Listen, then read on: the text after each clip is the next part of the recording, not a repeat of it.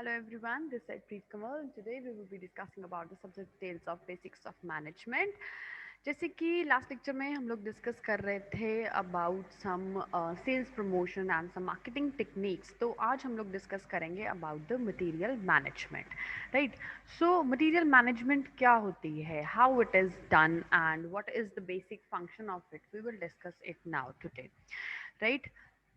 तो material management क्यों important है, why it is important?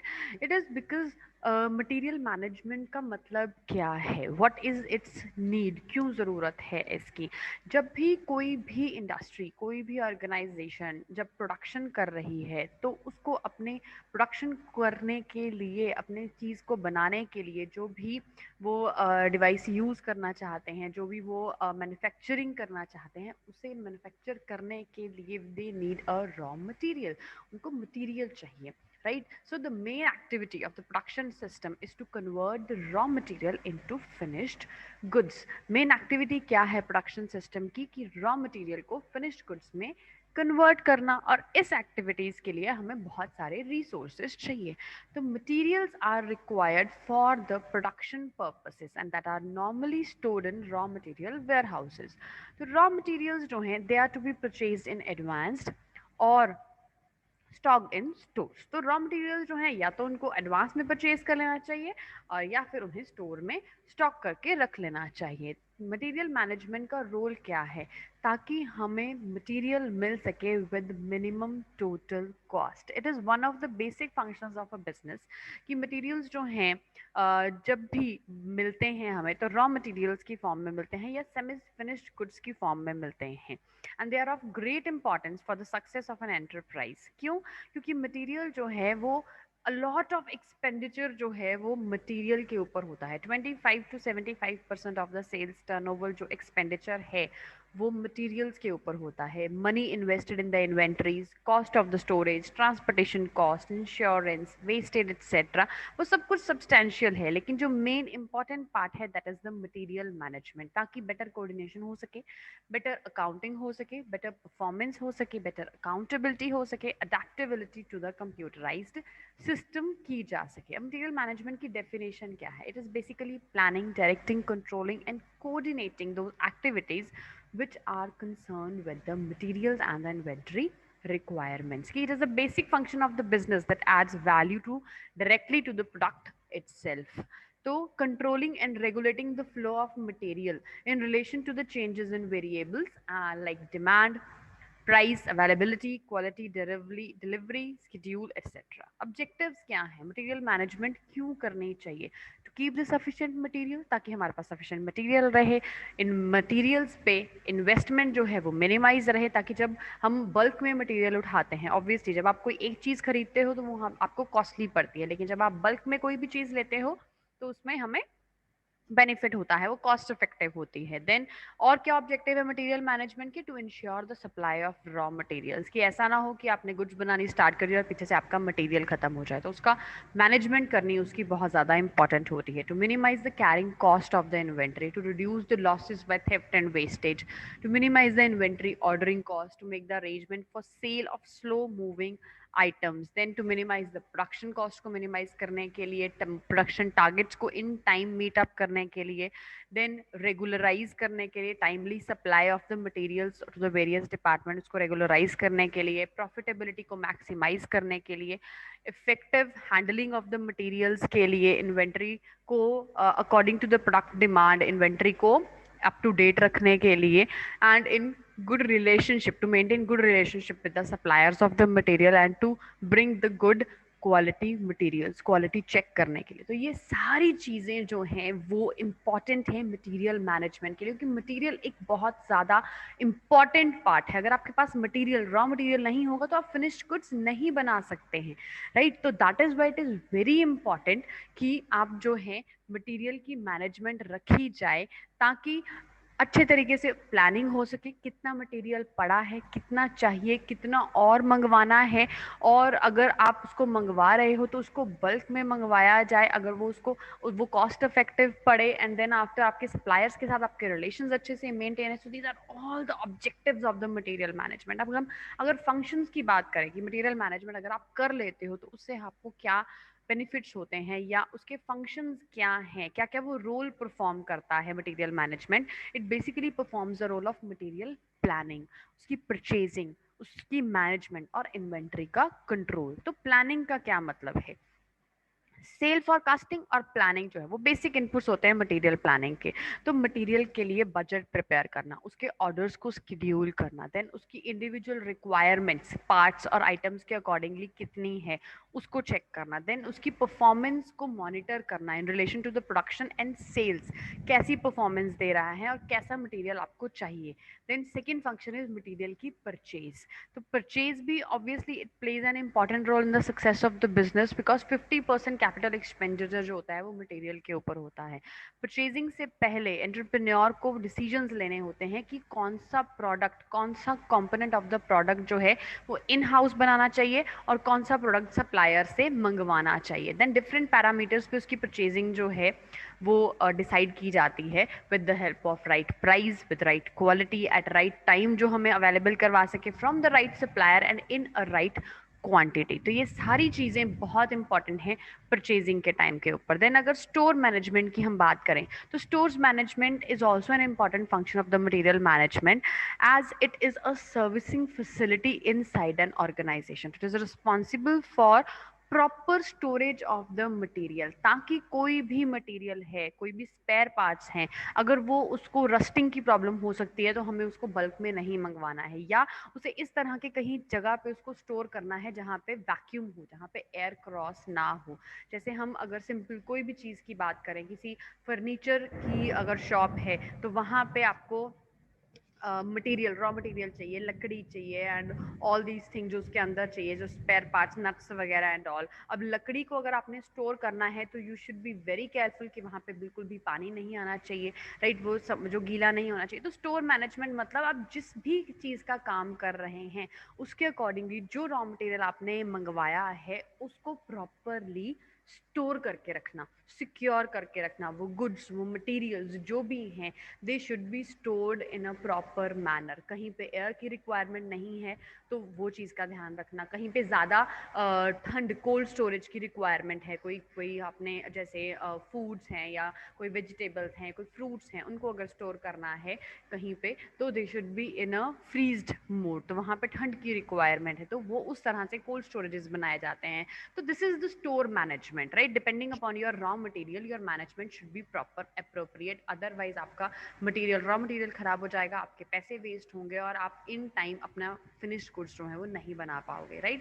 Then is the inventory control. Inventory control का मतलब है list of goods and materials जो अवेलेबल हैं स्टॉक के अंदर, राइट। तो इन्वेंट्री कंट्रोल का मतलब है कि जितने आपके पास पड़े हुए हैं उसका एक स्टॉक मेंटेन होना चाहिए। ये सामान इतना पड़ा है, इतना यूज हो चुका है, इतना बाकी बचा है, ये इतना आया है, इतना यूज होना है, इतना की बाद में ज़रूरत पड़ेगी। So this is a balance sheet basically, right. तो टू लिटिल बैलेंस्ड इन्वेंट्रीज जो हैं वो अवॉइड करनी चाहिए, टू मच भी अवॉइड करनी चाहिए, जो कि एक्स्ट्रा चार्जेस हमें प्रोवाइड कर सकती हैं, एक्स्ट्रा चार्जेस हमारे पे लगा सकते हैं, इंश्योरेंस, स्टोरेज, हर एक चीज़ का फंड्स ब्लॉक हो जाते हैं उस चीज़ से। तो we should make a balance between the inventory control, that it should not be too large and it should not be too small, right. क्योंकि हायर अगर आप टू लिटिल लेंगे उसमें production quantity, discount, transportation charges भी ज़्यादा पड़ेंगे। Too much और too little को मेंटेन करके रखना है, ना टू मच होनी चाहिए कोई भी चीज़, ना ही टू मच लेस होनी चाहिए, राइट।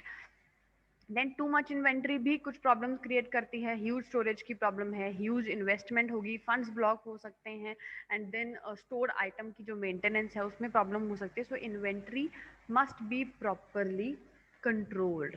इन्वेंट्री कंट्रोल जो है वो मिनिमाइज टोटल कॉस्ट को मिनिमाइज करने में भी हेल्प करती है, राइट। अब मटेरियल मैनेजमेंट की टेक्निक्स कौन कौन सी है? सबसे पहले एबीसी एनालिसिस, वो बेसिक टेक्निक है जिसको हम यूज करते हैं। एबीसी का मतलब है always better control. So as the size of the industry increases, the number of items also increases. In ABC analysis, inventories are controlled according to the value or importance of availability of the material. Always better control, ये analysis inventories के अंदर हमने ये चीज को बना के रखना है। A grade material, B grade material और सी ग्रेड मटेरियल, कि जो मटेरियल जिसकी लो क्वांटिटी परसेंटेज है but has very high value, वो ए कैटेगरी के अंदर आता है। तो इस मटेरियल को मेन रॉ मटेरियल प्रोडक्शन में आता है और उसकी वैल्यू 60% यहाँ पे होनी चाहिए, 60% वो अवेलेबल होना चाहिए। Then the material which is medium in both quantity and as well as value percentage, so it comes in the B category। तो ये less expensive होते हैं A से, तो ये 20% इनके ऊपर हम लोग फोकस कर सकते हैं। देन C ग्रेड मटेरियल जो हाई क्वांटिटी परसेंटेज है बट उसकी जो वैल्यू है, जो क्वालिटी है वो इतनी अच्छी नहीं है या उसको इतना ज़्यादा हमने यूज नहीं कर रहा है, तो that is a C category material, उसको 10% रखना चाहिए, राइट। तो परसेंटेज ऑफ वैल्यू इसकी इतनी ज्यादा है 60%, 20%, 10%, लेकिन परसेंटेज ऑफ आइटम्स जिसकी वैल्यू ज्यादा है वो कम रखनी है। जिसकी वैल्यू मीडियम है उसको मीडियम अमाउंट में रखना है। जिसकी क्वांटिटी की ज्यादा रिक्वायरमेंट है लेकिन उसकी वैल्यू कम है, उसको हमने ज्यादा स्टॉक के अंदर रखना है। तो दिस इज एबीसी एनालिसिस। तो इसके एडवांटेजेस क्या है? फास्टर इंप्लीमेंटेशन हो सकती है, nano replacement system, than less expensive है, देन कॉर्पोरेट अप्रूवल की ज़रूरत नहीं होती है इसके अंदर, और कोई भी एक्सटर्नल ऑडिटर्स की अप्रूवल की ज़रूरत नहीं होती है। लेकिन इसके डिसएडवांटेजेस हैं, जब प्रोडक्ट जो है वो न्यूमरस क्वांटिटी के अंदर होता है तो कन्फ्यूजन क्रिएट हो सकती है, ज़्यादा स्टाफ चाहिए मैनेज करने के लिए, डेवलपर जो है losses in trust after system is developed and sometimes create duplicity of data, ऐसा भी हो सकता है।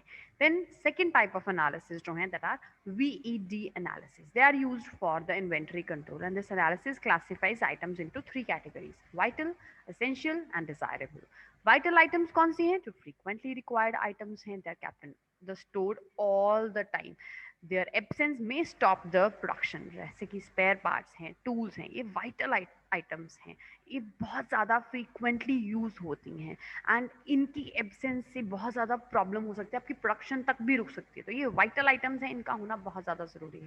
देन एसेंशियल आइटम्स, वो ऐसी items if they are required and not present in store, then production efficiency थोड़ी सी डिक्रीज होती है बट प्रोडक्शन स्टॉप नहीं होगी, right. These are the essential items. Then are desirable items.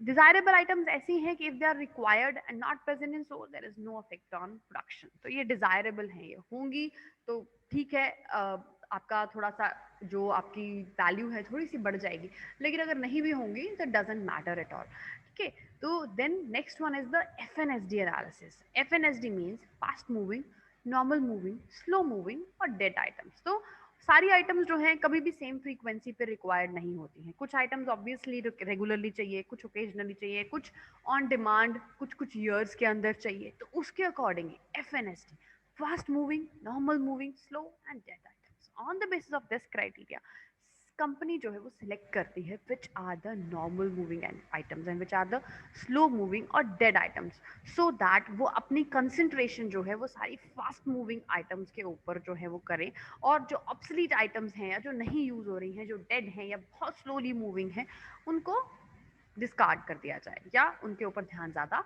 ना दिया जाए। देन इज नेक्स्ट पॉइंट जो आ गया मटेरियल मैनेजमेंट के बाद, परचेजिंग। परचेजिंग का क्या मतलब है? It means the procurement of the goods and services from some external agencies.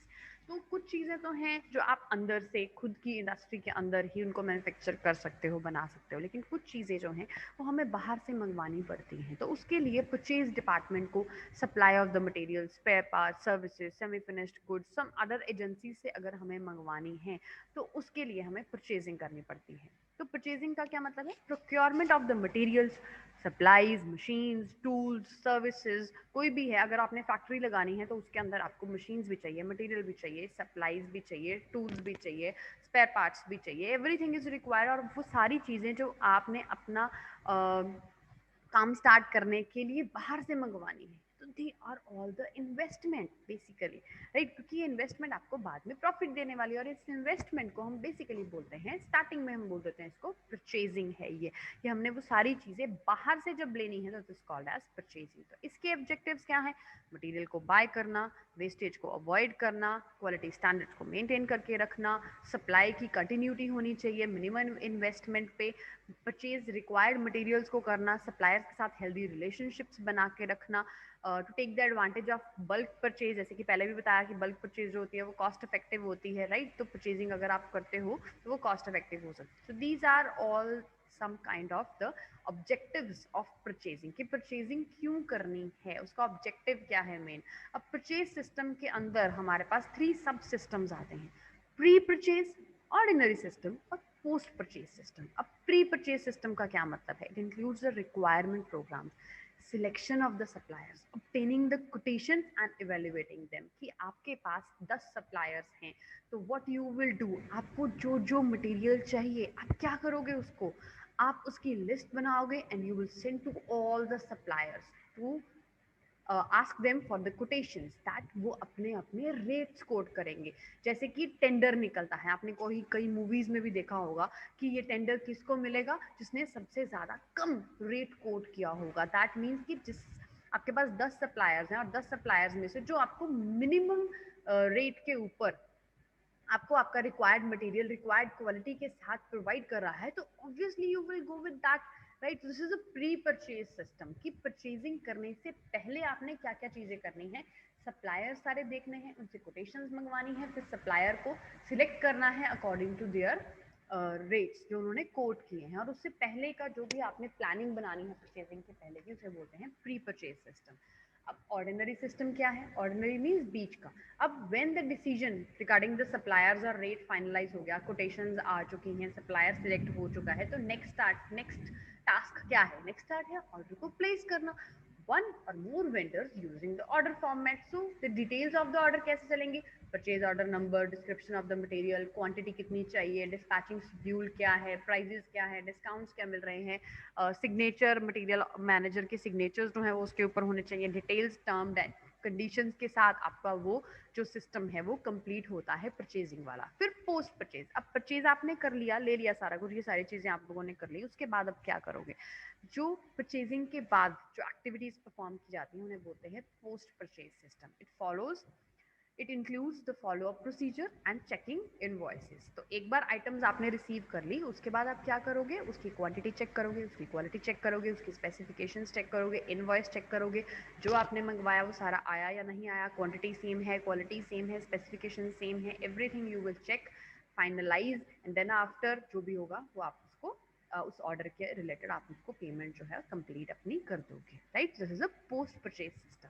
अब परचेज डिपार्टमेंट के फंक्शंस क्या हैं?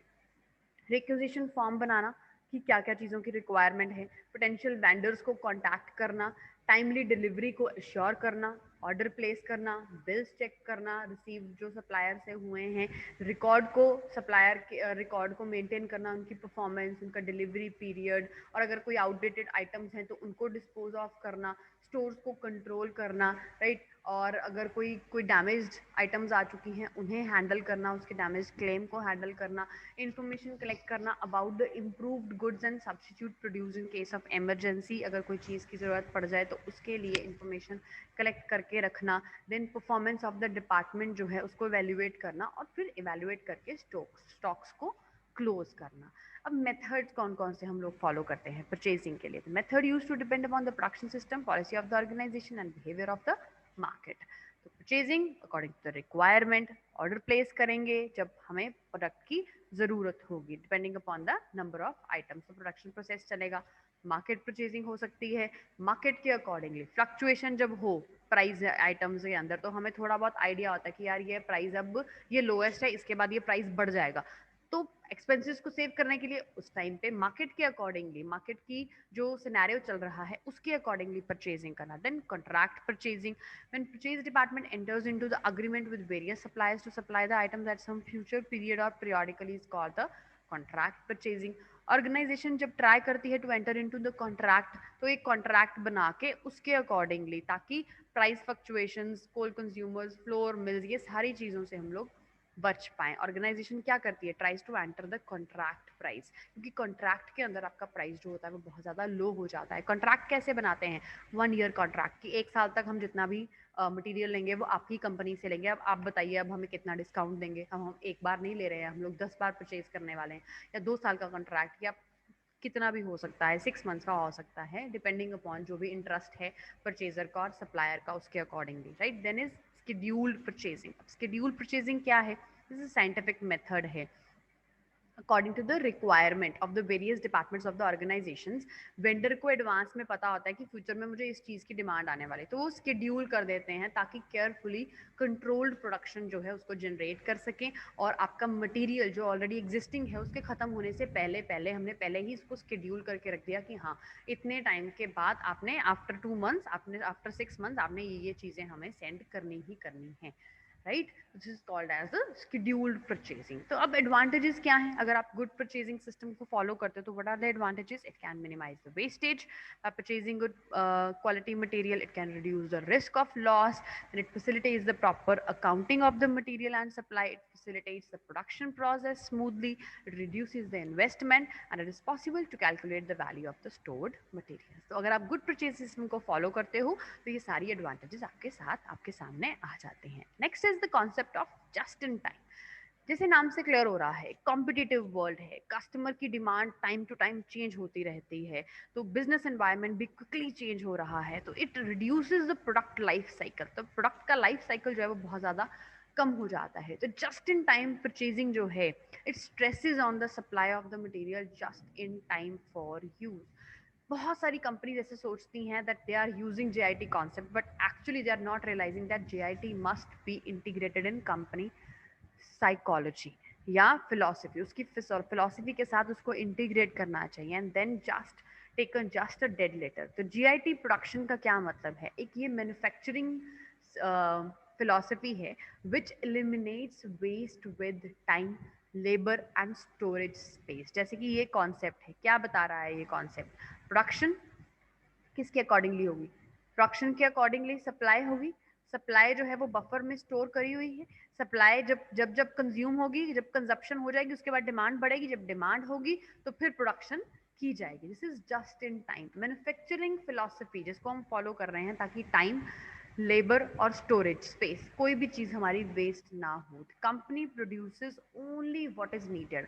कंपनी क्या प्रोड्यूस करेगी, सिर्फ जो चीज़ की रिक्वायरमेंट है, और उतनी ही क्वांटिटी में प्रोड्यूस करेगी जितनी क्वांटिटी की रिक्वायरमेंट है। It will produce only what the customer requests to actually the orders, not according to the demand forecast. It means that a company can manage its material from its own resources and allocates them very easily. In the just in time system, sellers have to deliver the material to the production department at the right time. तो sellers को वो material जो है production department को right time पे provide कर रहा है, और JIT system के अंदर more importance is given to the quality of the products. Implemented अगर वो करेक्टली इम्प्लीमेंट हो गया तो JIT जो है वो मैन्युफैक्चरिंग ऑर्गेनाइजेशन की रिटर्न ऑफ इन्वेस्टमेंट, उसकी क्वालिटी और उसकी एफिशिएंसी जो है उसको बहुत ज़्यादा इम्प्रूव कर सकती है, क्योंकि उसमें क्या है कि according to the demand the production will be there, not according to the consumption, it will be according to the demand. जितनी नीड होगी उसके अकॉर्डिंगली ये कॉन्सेप्ट जो है वो वर्क करवाया जाएगा। अब हिस्ट्री क्या है JIT कॉन्सेप्ट की, the company should not properly calculate their material flows. Companies जो हैं वो अपने मटेरियल फ्लोज को कैलकुलेट पहले नहीं करती थी। These were the situations that at one instant warehouses were full with stock and on other occasions they were almost empty. तो JIT एक नया मेथड नहीं है, it was the method first used by the Ford car company during 1920s, but the technique was adopted and published by Toyota Motor Corporation of Japan in 1954। उसने इस technique को implement किया in order to reduce the overstocking of the material and goods in the car production। फिर धीरे धीरे ये सारे हाँ सब ऑर्गेनाइजेशंस ने इसको अडॉप्ट कर लिया। तो प्रिंसिपल क्या है, इन्वेंट्री, फर्स्टली सबसे पहले क्या होता है, inventory is seen as incurring और adding cost instead of adding value. Generally हम क्या देखते थे सबसे पहले कि इन्वेंट्री में क्या है, सामान जो है वो ऐसे ही पड़ा हुआ है। तो बिजनेसेस जो हैं they are encourage to eliminate inventory that does not add value to the product. वो क्या करने लगे कि इन्वेंट्री को एलिमिनेट कर देते हैं क्योंकि ये वैल्यू नहीं ऐड करती है प्रोडक्ट के अंदर। सेकेंडली वो क्या देखता है, it sees the inventory buildup as a sign of poor management, कि अगर इन्वेंट्री ज़्यादा बिल्डअप हो रही है तो इसका मतलब मैनेजमेंट प्रॉपर नहीं है। So there are many problems with in the production system. तो these problems include the lack of flexibility for the employees and the equipment. So in short, जो JIT इन्वेंट्री सिस्टम है, it is all about having the right material at the right time, at the right place, and in the exact amount. This is basically the principle of JIT। अब इसकी benefits और limitations क्या हैं? Benefits क्या हैं? Inventory में raw material का stock जो है वो कम हो जाएगा, वर्क इन प्रोग्रेस होगा और फिनिश्ड गुड्स अच्छे तरीके से बन पाएंगे, वेस्ट जनरेशन नहीं होगा, सेटअप टाइम्स कम हो जाएगा, फ्लो ऑफ गुड्स बढ़ेगा, सप्लाई रिलेशनशिप्स बढ़ेंगे, क्वालिटी प्रोडक्ट बढ़ेगा, प्रोडक्टिविटी हाई होगी, प्रोडक्शन कॉस्ट कम होगी, बिजनेस परफॉर्मेंस और एफिशिएंसी बढ़ेगी, एम्प्लॉयज़ जो हैं वो मोर एफिशिएंटली अपने वर्क को कर पाएंगे, प्रोसेस टाइमिंग्स जो हैं वो कम हो जाएगा, मैन पावर जो है वो ज़्यादा की ज़रूरत नहीं पड़ेगी, ओवरहेड कॉस्ट कम हो जाएंगी, एडमिनिस्ट्रेशन कॉस्ट जो है वो रिड्यूस हो जाएगी, हैंडल इन्वेंट्रीज को हैंडल करने के लिए जो इक्विपमेंट है उसकी ज़्यादा रिक्वायरमेंट नहीं रहेगी, वर्किंग जो वर्कर्स हैं उनकी मोटिवेशन लेवल को ये इंक्रीज करेगा and in provides the better system flexibility and quicker response.